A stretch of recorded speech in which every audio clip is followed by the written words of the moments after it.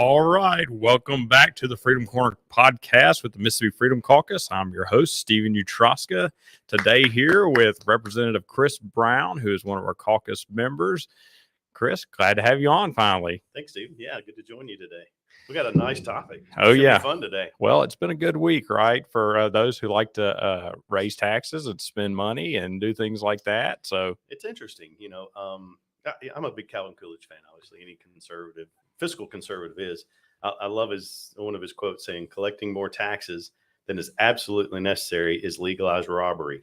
Also, another great quote is from our Republican Party platform. As a Republican, I do endorse our platform. And it basically just says Mississippi Republicans believe the people, not government, know best how to spend their own money. When people keep more of their hard-earned money, jobs and economic growth will flourish in the free market system. Yeah. Wow. Yeah. Well, so that's why we're Republicans. That's right. Well, the Freedom Caucus put out a statement earlier this week that kind of talked about the Mississippi Republican Party's platform, and unfortunately, it's not on the website anymore. For whatever reason, that has been taken down, and so we had to do some looking back to be able to pull that to see what the platform was. But that's what it should be. But Stephen, I do have I am a Republican. I did support Rand Paul in the elections. I'm a Rand Paul Republican. But anyway, I believe our party platform is correct. And I do think it'll be back on the website. Yeah.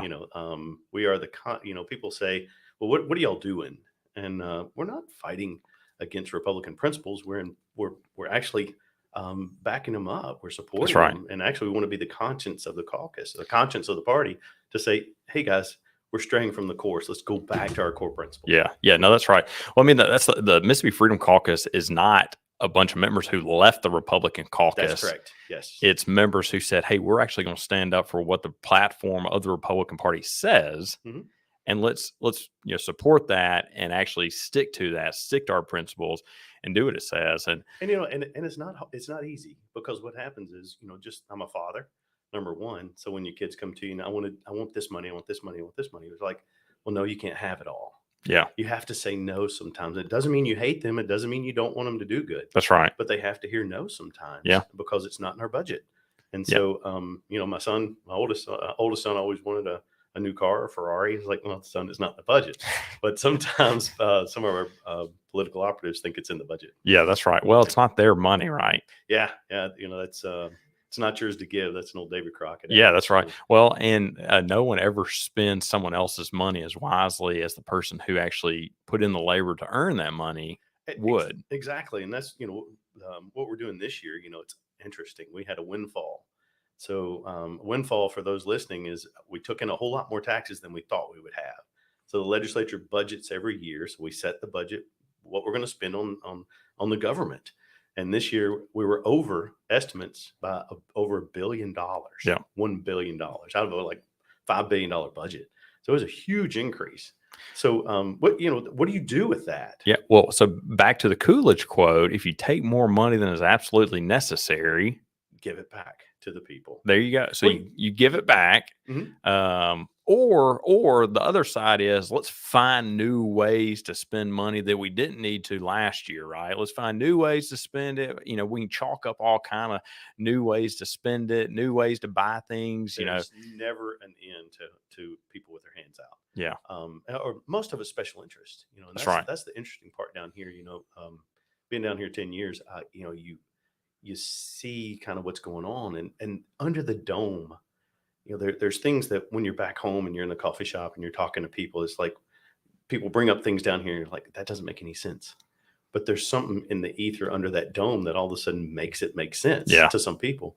And it's like, and that's the difficult part. The longer you're here, the more you have to fight against those your principles eroding because of going along to get along, or everybody else is doing it. Yeah. And there's no logic. We wrote an article this week, and I think it'll be online, but basically it addressed that there's 4 basic things we could have done with that $1 billion surplus, $1 billion plus.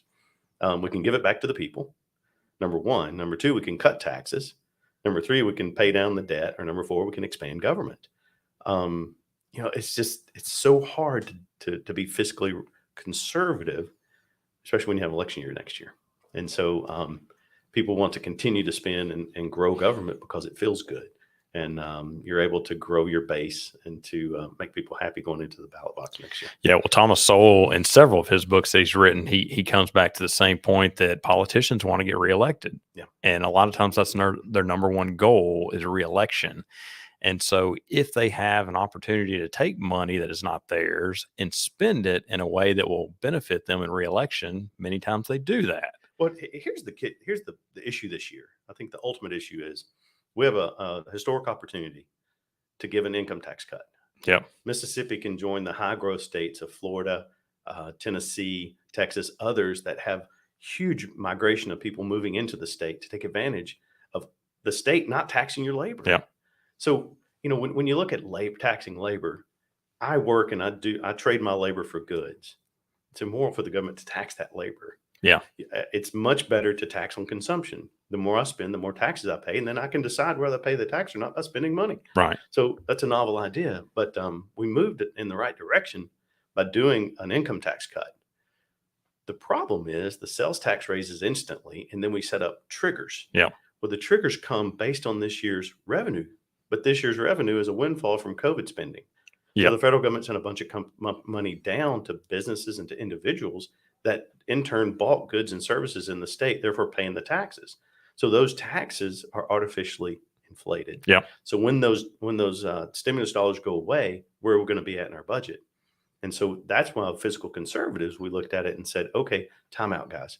Let's not spend one-time money on recurring expenses. So yes, we stood against pay raises, not because we hate public employees. We love our public employees. We're glad they do the job that they do. But the thing is, we could benefit the state and future generations if we can eliminate the income tax. That's why it was important for us to take that stand. Yeah, it's pay raise for everyone. It is, yeah. So anybody that pays the income tax gets a pay raise. And so, yeah, we kind of stood on principle to try to make sure we benefit all Mississippians. And sometimes that's tough. And it's hard for some constituents to understand why we're doing what we're doing. So that's what we're trying to explain. Yep. No. And for the record, I'll say that to me, the two worst taxes, and they're about hand in hand, are property taxes and income tax. Sure. Tax on labor. And your property, you own your property because you have expended your labor to purchase that. That's correct. So it's, it's kind of in one way or the other, it all comes from about the same place. It's your labor, you're trading for either land or for cash, and you're getting that, and the government's, wanting that piece of the pie. Mm-hmm. I don't know if you've seen the memes. There's memes out there where it's got the guy, with his hand, open, he's doing this, and he's asking every time you get money, he wants money. Yeah, that's kind of how the government is. But and again, there are core functions of government. I do believe that military, police protection, those things are core functions of government. But there has to be a balance. Even everybody that works for the government is going to get an increase too if we eliminate the income tax. That's right. So all Mississippians that pay the income tax, plus there's going to be benefits down the road in increased economic activity. Yeah. So out of you kind of mentioned there's 4 different ways we could go about spending this money. One would be give it back to people. Right. 2 would be, to use it to try to cut taxes some way. There's certainly the one to expand government and spend more money. So out of all those ways, which way does it look like, at least so far this session, which way are we going? Ultimately, we spent the $1 billion. So we spent the $1 billion, and then I appreciate the leadership pushing for the income tax, eliminate the income tax. That's a good step forward. I just think we're hamstringing ourselves by using a windfall, one-time money as the point that we start from. Yeah, and it's going to be harder and harder. So my fear is if we don't control the budget and we spend all the money, then we won't hit the triggers, and then we'll have increased sales tax and then no income tax. Yeah. I don't know if you saw it, but Nissan's about to invest $500 million in upgrading their Canton facility. And at the kind of press conference for that, or afterwards, they were asking the governor, questions, and he brought up income tax. We have to do this. Yes. We have to eliminate the income tax. And it's interesting. I was a friend of mine has business. He expands businesses, and so he was looking to Mississippi to come to. And one of his plant managers was actually had a large input on where he decided to go. And when he looked at Mississippi, it was top 3. He said, "Well, I don't want to go to Mississippi because they tax my labor. I have to pay 5% Mm-hmm. of my earnings to the state just for the benefit of living there." So they end up going to Tennessee. So that does happen. It happens a lot. Yeah. Yep. So we also saw this week a couple new taxes come out. There were some local and private taxes that came out. There was, I think, 5 or 6 total that came out, but a few of those were new, and a few of them are repealer extensions, which means when the people went to vote for them originally, they said, "Hey, this is a temporary tax. It's 4 years. Got to to repeal, sunset after 4 years. Go ahead and vote for it." And then when the repealer comes up, that's not what they voted for. The legislature just passes it and extends that repealer and lets that tax continue in their local area without them having another say in it. Well, and Ronald Reagan was right. President Reagan said the closest thing to eternal life is a government program. Yeah. And so as you levy the tax, it rarely goes away. In a perfect world, if there's something to pay for and the people agree with that expenditure, then you say, okay, it's going to take $1 million to fund it. Once you fund it, the tax goes away, and then you come back and fund another project based on what the people agree on. But a tax in perpetuity like that makes no sense. Yep. And so we stand against those That's taxes, right. and that's part of the Republican platform. We'll go back to that. We believe that people know what to do with their own money better than government does. Yeah, and so out of those local and privates that came out this week, came out yesterday on the floor. I think there were 7 no votes, so there were 6. It was a strong 7.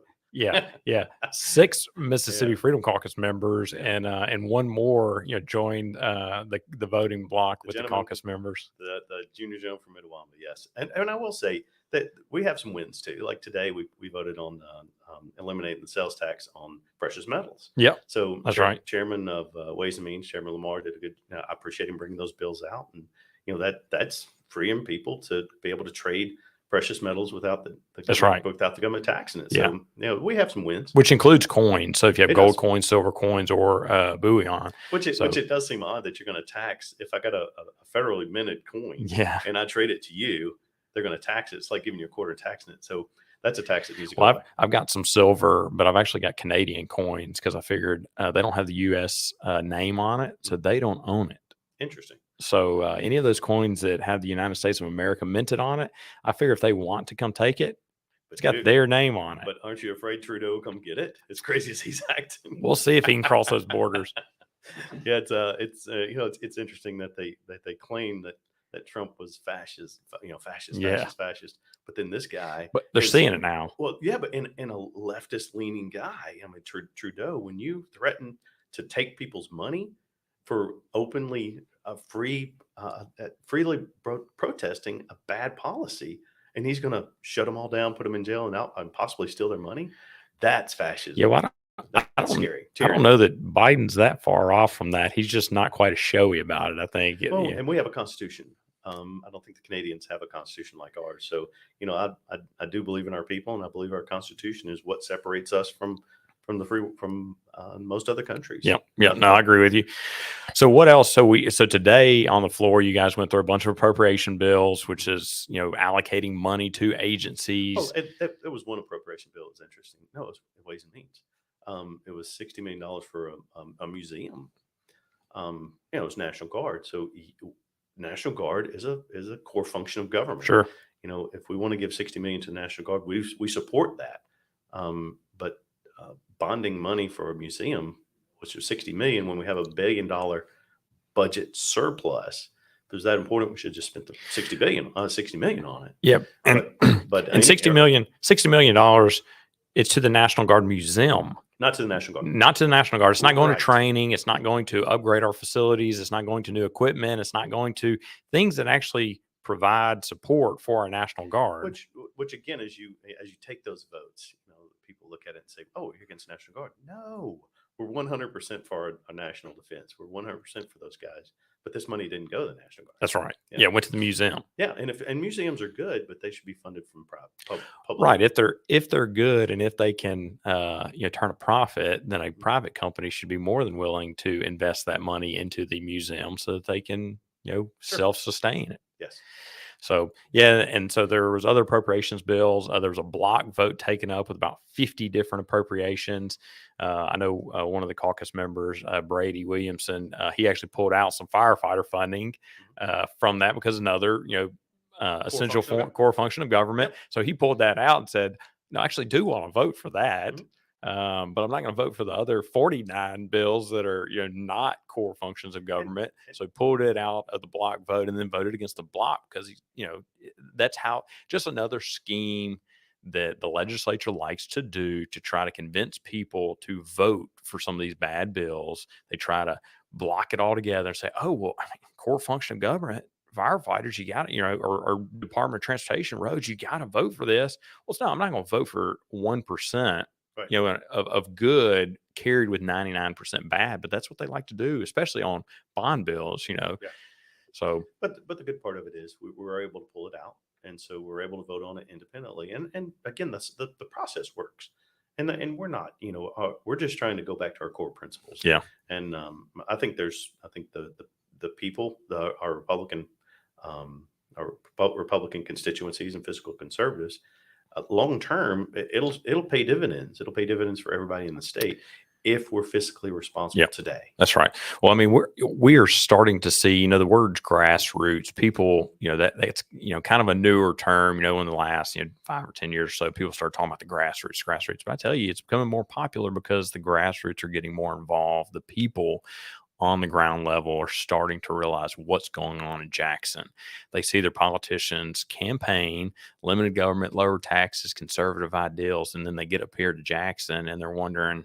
Well, it's the ether under the dome I was talking about. There was a new legislator. I won't mention any names, but that we had a new tax increase that was put before us, and he's a friend of mine, and so he comes to me and he says, it's his first year trying to figure out what to do, and he comes in and he's like, I don't know what to do. I don't know what to do.